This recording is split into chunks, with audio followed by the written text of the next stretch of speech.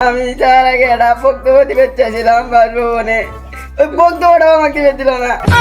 বিদায় দেন জনগণ গো, এই পূর্ণ বছর কত জ্বালাইছি।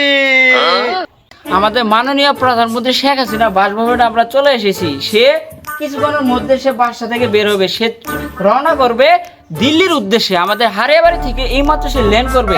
এই ভিডিওটা পুরোপুরি আপনাদেরকে ক্যাপচার করে দেখা।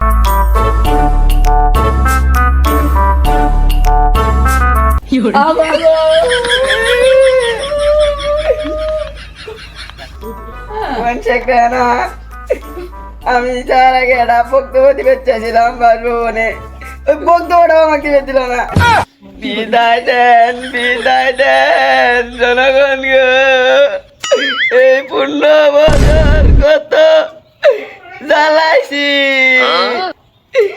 আর কোন হিসেব আপনি করে দিয়া পাবো না, এত আর হিসেব কি দিব আমাকে আর আপনারা আইনেন না। আমাগো আপনার কাইদেন না গো, আমার বাবার দেশ ছাড়ে গেতাছি গে গো, আপনি আর কাইদেন না গো।